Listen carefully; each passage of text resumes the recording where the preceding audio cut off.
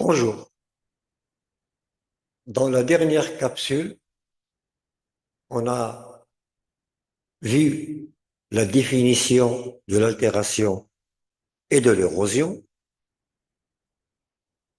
Dans cette deuxième capsule, on va voir quelles sont les principales réactions chimiques de l'altération.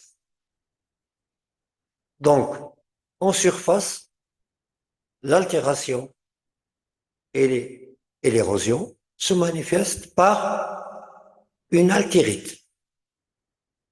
Cette altérite est formée d'une fraction détritique,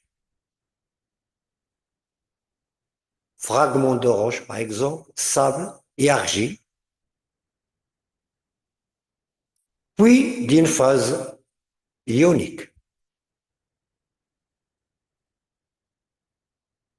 Alors là, vous avez sur la photo les fragments de roche qui dépassent souvent les 2 millimètres,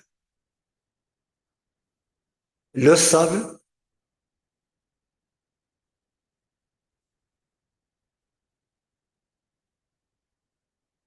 et les argiles qui ne sont pas visibles ici sur la photo.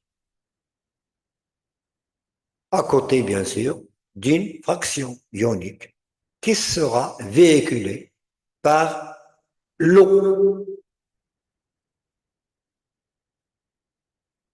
Donc, on retrouve les principales réactions chimiques qui aboutissent à cet état en fonction de la nature de la roche altérée. Nous avons la dissolution que vous pouvez voir en détail dans ces deux réactions, donc une dissolution directe, une dissolution plutôt indirecte, où le CO2 et l'eau atmosphérique forment un acide carbonique en premier lieu, qui lui va attaquer les roches essentiellement carbonatées pour libérer des ions calcium et des ions bicarbonate. L'hydratation, le cas d'une anhydrite qui se transforme en gypse. L'oxydation ou l'oxydoréduction, pour être plus précis, elle conduit à l'altération des roches, ou plutôt des minéraux avec du fer, en nouveaux minéraux oxydés comme l'hématite et libération d'autres produits, ici la silice dissoute. Donc, dans l'ensemble, ce sont des réactions qui contribuent à fragiliser la roche, à la rendre plus fragile.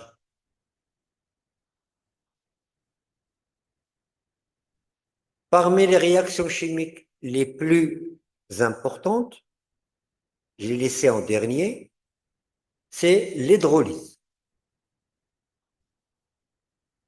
Alors, on a une hydrolyse partielle et une hydrolyse dite totale. Dans l'hydrolyse partielle, un minéral, ici le cas de l'orthose, qui est un feldspath, sous l'action de l'eau, on a une libération de l'ion potassium et sans remplacement par des ions hydrogène. Le produit, un nouveau minéral d'une importance considérable, l'argile. Dans l'hydrolyse totale, le minéral silicaté, l'albite par exemple ici, se transforme en hydroxyde d'aluminium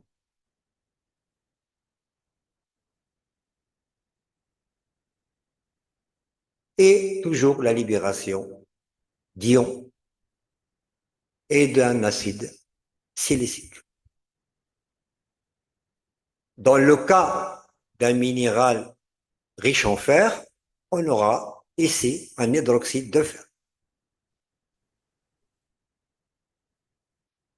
Dans ces processus d'hydrolyse, le degré d'altérabilité des minéraux primaires silicatés est résumé dans la suite réactionnelle de Bowen.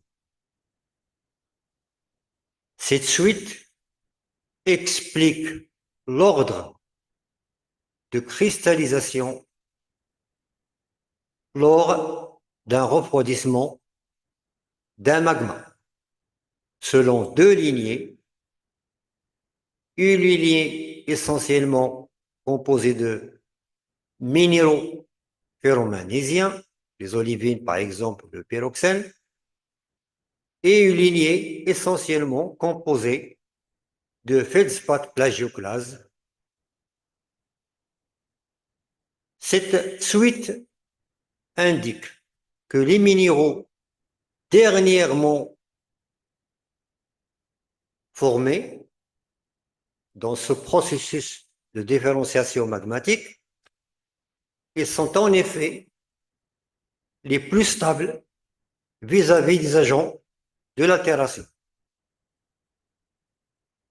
Les photos ici sont de roches magmatiques en lame mince. Vous allez voir ça en pétrologie magmatique et métamorphique, plus en détail, avec en premier une roche composée essentiellement par des olivines, quelques pyroxènes, les péridotites, et on termine par des roches composées essentiellement par le quartz, l'imica et des feldspaths essentiellement potassiques. On va voir en dernier le comportement de la phase ionique qui est géré par le diagramme de Goldschmidt. Donc c'est un diagramme avec en abscisse la charge Z, en ordonnée le rayon ionique R, en angstrom, et vous avez trois, ou plutôt deux droites qui correspondent au rapport Z sur R égale 3 et Z sur R égale 10. Ces deux droites séparent trois champs, un champ avec Z sur R inférieur à 3, un champ avec Z sur R compris entre 3 et 10, et un troisième champ où Z sur R est supérieur à 10. Alors, que signifie tout cela? Tout d'abord, pour Z sur R inférieur à 3, on a les cations solubles, principalement le potassium, le calcium, le sodium et le magnésium. Et on a d'autres, mais ces quatre, c'est les plus importants. On a également le fer chargé de plus.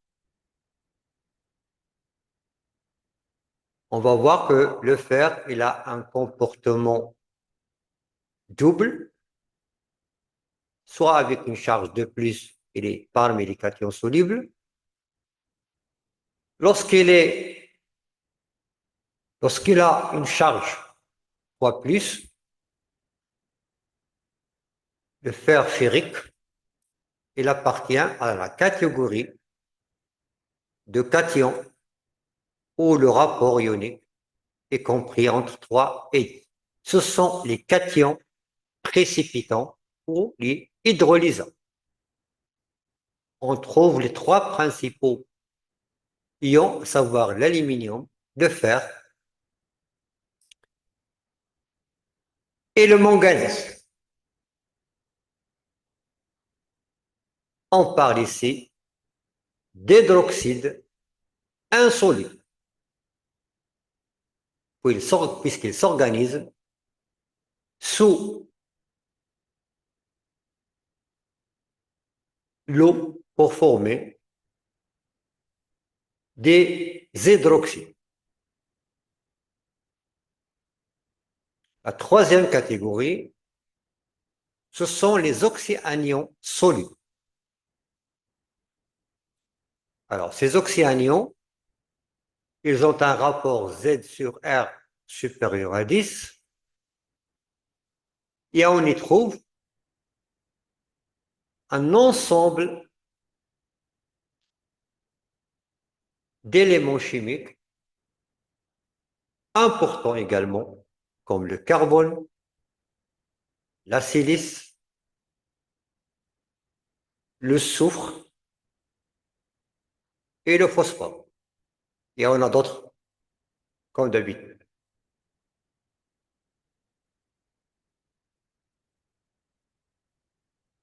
Ils forment des anions complexes avec l'oxygène, et c'est par exemple le CO3 qu'on a vu précédemment, le soufre et le phosphore. Lorsque les conditions physico-chimiques le permettent,